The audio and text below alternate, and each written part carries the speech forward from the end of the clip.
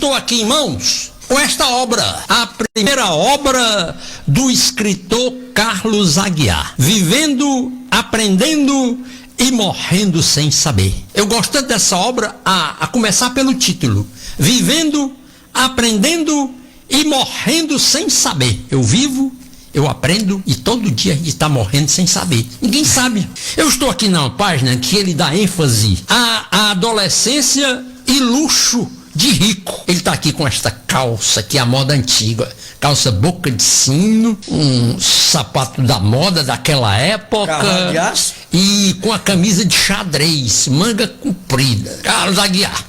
O que é que ele diz aqui? Algumas coisas. Depois a gente vai fazer um comentáriozinho, Fefeu. O que é que ele diz sobre a adolescência? Ele diz que a adolescência é coisa de rico. E ele não teve essa adolescência. Ele fala aqui do retorno que ele teve que fazer para o Mulugu dos Carlos. Porque ele nasceu no Mulugu, mas veio morar em Sobral e teve que retornar ao Mulugu dos Carlos. Ele diz que em Sobral, ele diz aqui que em Sobral havia perspectivas e de repente vir do sertão para a cidade e depois retornar para o sertão, na opinião dele, era um retrocesso.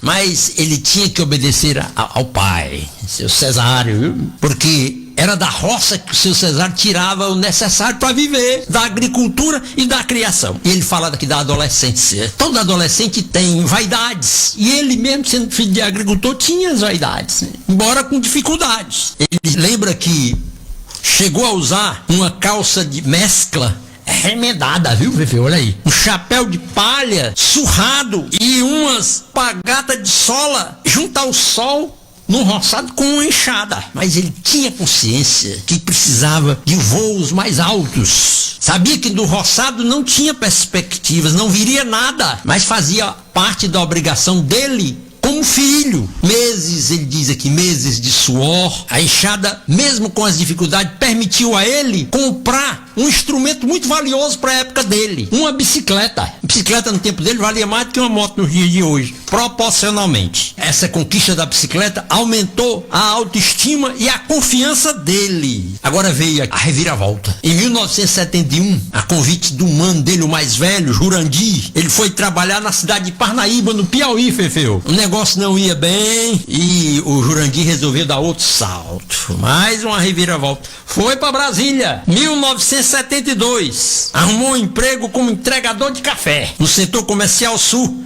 ganhando meio salário mínimo, lá em Brasília. Depois teve que fazer nova mudança. Era um nômade. Carlos Aguiar foi um nômade. Nômade é, por assim dizer, um cigano. Ora tá aqui, você que é mais jovem, não conhece mais cigano no meu tempo de menino. Aqui só o que tinha era cigano. Sempre tinha cigano habitando nas praças, viu? Cigano mora aqui hoje, amanhã tá em outro lugar, viu? De Brasília foi novamente tomado para morar no Maranhão. Passou uma boa estada no Maranhão. Aí, lá do Maranhão, ele deu uma passada para abraçar os pais no Mulugu dos Carlos.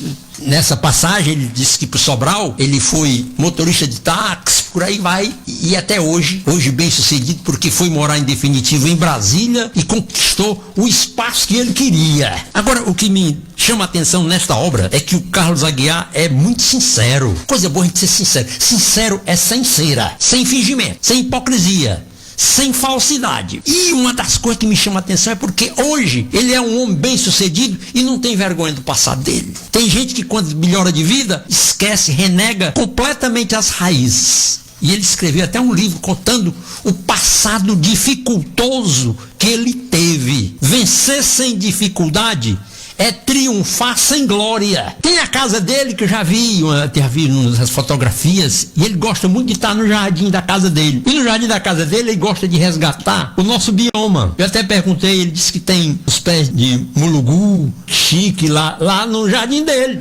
Eu digo, será que tem coisas do Nordeste? Tem. Eu vou até arranjar para ele uma sementezinha de bomburral, para ele plantar lá no jardim da casa dele. É um cheiro bom. Essa ervazinha do bomburral, viu? Acho bom. E ele não usa das suas origens, não renega, não é? É interessante essa vida do Carlos Aguiar, não é? Fica até difícil a gente fazer um comentário, porque a gente tem que ser mais abrangente. Nesta obra aqui, as outras são mais fáceis, porque são frases curtas. Jaguinha, boa tarde a você mais uma vez, boa tarde ao Carlos, que deve estar nos escutando, nos assistindo lá em Brasília. Eu tenho poucos amigos, Chequinha. Eu não vou mentir, eu tenho poucos amigos. Eu não sou muito de estar bajulando, paparicando, coçando sola de sapato de ninguém, não. Mas eu vou colocar no meu hall de grandes amigos, Sérgio, Moisés Soares, você, Carlos, tem alguns outros amigos que pode a gente, Francisco José Alves, Chico Dé, esse é um amigo de verdade, e tantos outros a gente tem.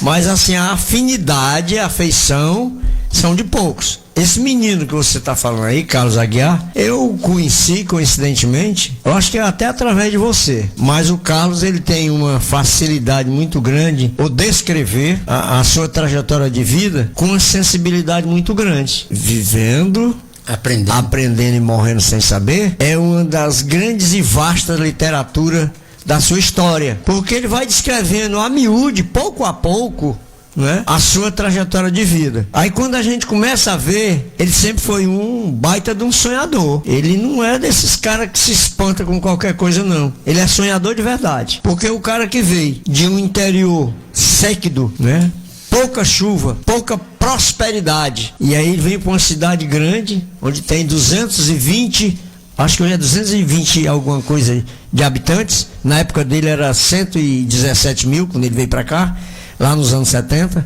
e aí ele começou a trabalhar, a desbravar a sua curiosidade, a sua força, a despertar seu sonho, e o Carlos Aguiar hoje é o que é, um empresário bem sucedido, uma pessoa simples, pé no chão.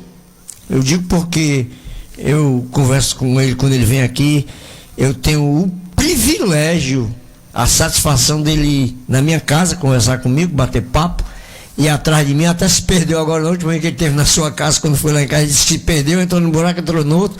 Aí o cara disse assim: Fefe, eu tenho um cidadão de chapéuzinho num carro grande à tua procura. Eu digo: rapaz, eu sei quem é. Onde é que ele está? Rapaz, ele está ali pela igreja, pela capelinha da Santíssima Trindade, e quando eu vou entrando assim no beco da capela, ele estava lá na outra esquina, gritando pelo meu nome. Fefe, aí eu fui lá bater um papo com ele, para você ver a simplicidade dele. Se fosse um outro, iria atrás de perfil para quê? Aí eu me sinto privilegiado, a responsabilidade é grande de eu poder ser amigo de Antônio Carlos Drummond de Aguiar. E na verdade ele é fantástico. Você pode ser um fenômeno, mas ele é fantástico. Um abraço a